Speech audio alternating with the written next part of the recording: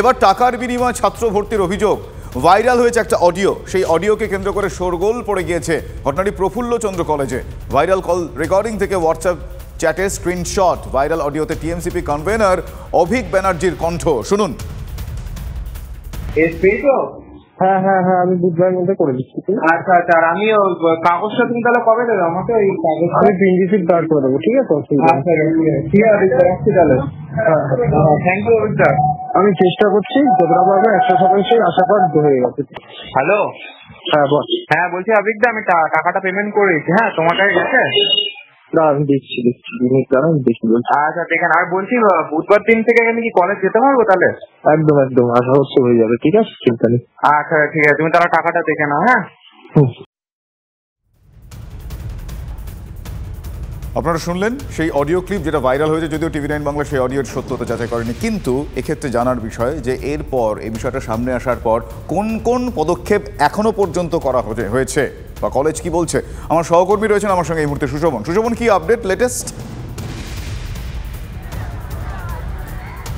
দেখো, পুরো বিষয়টা ইতিমধ্যেই কিন্তু যে কি ঘটেছে এবং কেন ঘটেছে পুরো বিষয়টা তো তদন্ত সাপেক্ষ বিষয় এবং তদন্ত পুরো বিষয়টা দেখা হচ্ছে। কিন্তু ঠিক এই জায়গায় দাঁড়িয়ে একটা বিষয় বলতেই হয় যে অফলাইন থেকে অনলাইনে কেন আনা হলো। অফলাইনে প্রচুর টাকা এবং সেখান থেকে টাকার বিনিময়ে সব কিছু হচ্ছিল বলে অভিযোগ আসছিল, সেই জন্য অনলাইনে আনা হলো।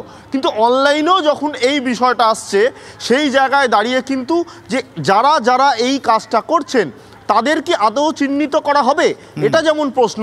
চিহ্নিতকরণের পর আদতে যাতে তারা ভবিষ্যতে এই কাজ না করতে পারেন কি ব্যবস্থা নেবে সেটা অবশ্যই সময় বলবে।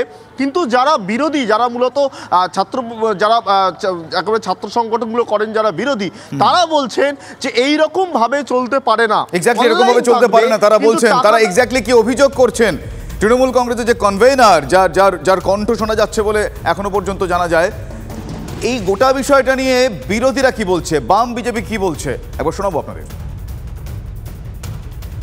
এ তো দিনের পর দিন 2011 সাল থেকে এটা হয়ে আসছে।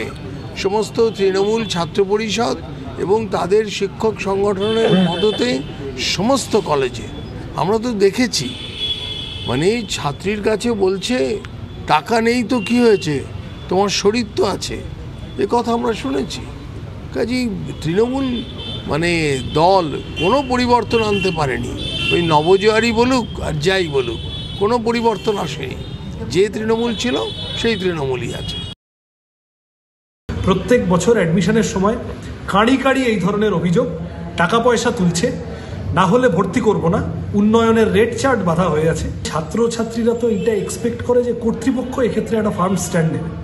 অবিলম্বে টিএমসিপির এই নেতা যার বিরুদ্ধে অভিযোগ উঠেছে তদন্ত করা হোক, প্রয়োজনে শাস্তি দেওয়া হোক, এবং কলেজের ভূমিকা এখানে কি, কলেজ অথরিটি, সেটাও খতিয়ে দেখা হোক। এবার তৃণমূল ছাত্র পরিষদের নাম করে যদি কেউ টাকা নিয়ে থাকে, প্রশাসনের কাছে সেই কমপ্লেন দিক, প্রশাসনের মতো তার বিরুদ্ধে ব্যবস্থা নেবে। আমরা চাই যে কোনোভাবে দল যাতে কালিয়ান্বিত না হয়, এবং যারা দুর্নীতি যদি সত্যিই করে থাকে, যদি প্রমাণ হয়ে থাকে, তাহলে প্রশাসন ব্যবস্থা নেবে।